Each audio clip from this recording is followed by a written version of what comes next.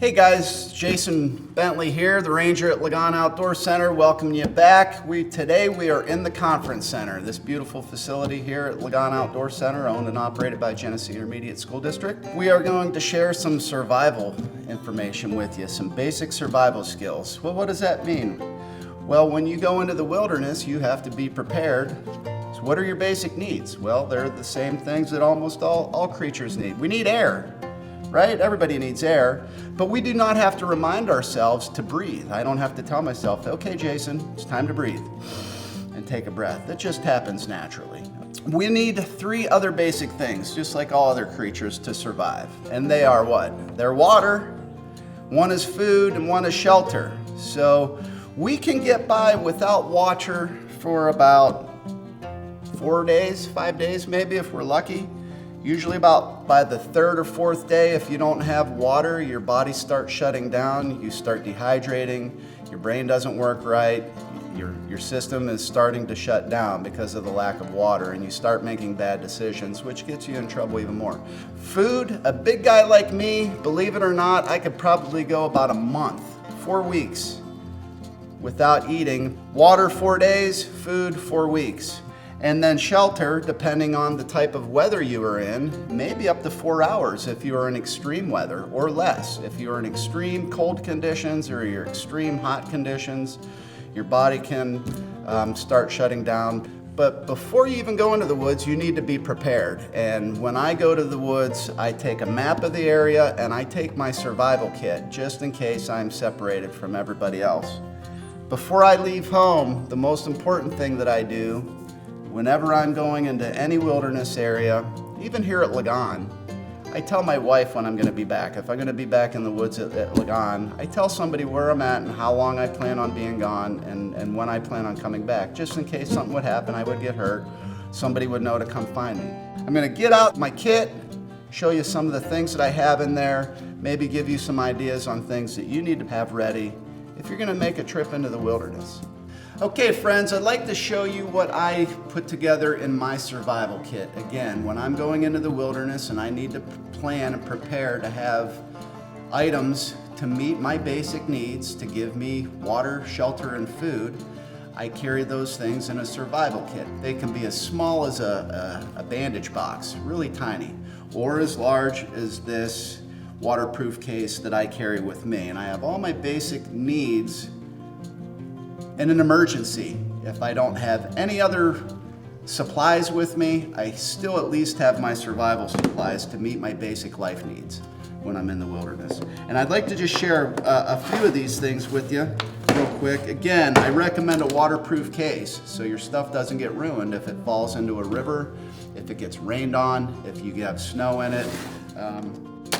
So try to keep your stuff dry, all right? So let's talk about our main basic needs that I mentioned earlier. One is water, okay? How do we get water? Something very simple such as this. It just has a filter with a straw that you can drink right out of a puddle, out of a lake, or put it in a canteen and drink it that way. But this filters 99% of the things that are gonna cause you to have internal digestive issues if you drink unfiltered water in the woods. For example, you cannot just go down to the lake, take your cup, dip it into the lake water. It looks nice and clean and clear and refreshing, and you're thirsty, but there's lots of microorganisms in there, parasites, different bacteria, viruses that are small, microscopic. We cannot see them, obviously. And if you drink them and ingest them, they can make you very sick. You can be sick for a couple of days or up to 2 weeks. It can actually cause you to dehydrate more than, in the long run, than the water that you just consumed. So you have to be very careful. You can boil water if you can get a fire going. You can boil water for a minute, then let it cool down, keep it from getting recontaminated in a container, and then you can drink that water also. But you have to boil it a hard rolling boil for a minute before you can drink that. But I always carry just a small filtration device in my survival kit.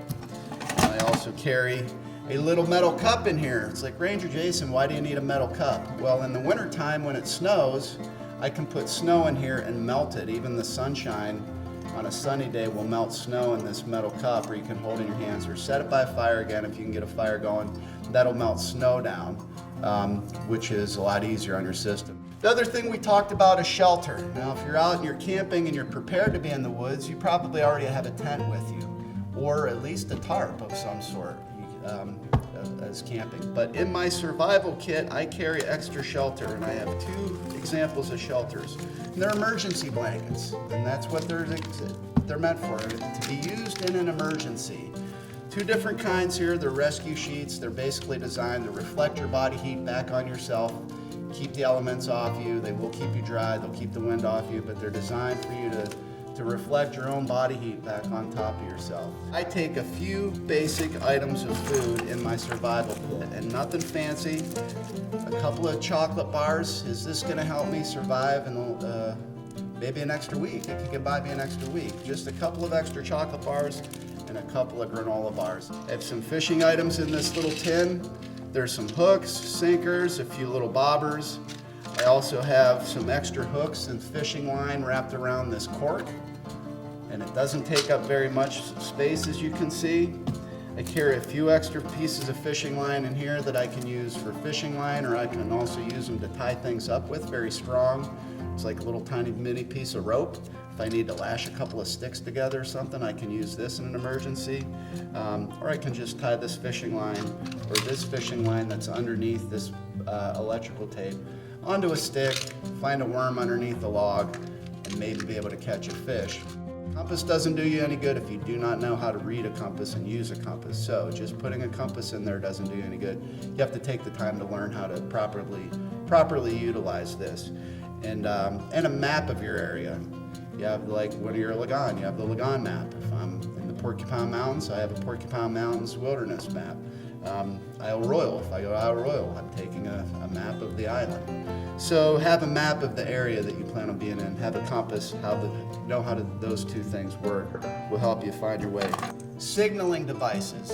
If you're lost in the woods and you're calling for help, your voice only carries so far. Your voice can only be so loud. So when you yell help, it's only going to travel so far throughout the woods. And your voice will also give out. So I always carry a whistle in my first aid kit. I also use a reflecting mirror.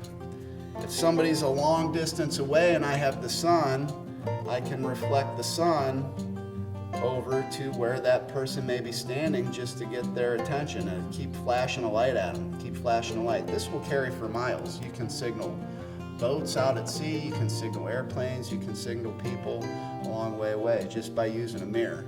Or any of the stuff that I'm showing you, you have to have permission from the adult that you live with to gather. I always carry a fire starter device. Fire is a basic need that we may need if we're stuck in the woods for heat. We may need it to cook, we may need it to boil our water, to drink.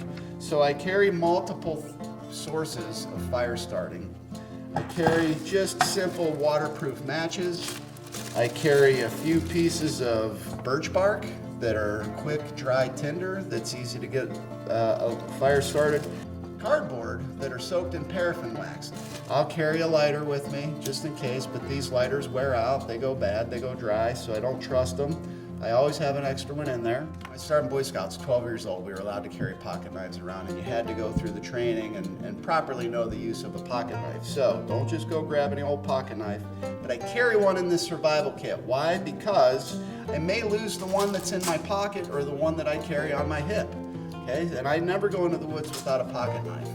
It's a basic tool that we need. What if I have to cut kindling to get it dried out, to get my fire going?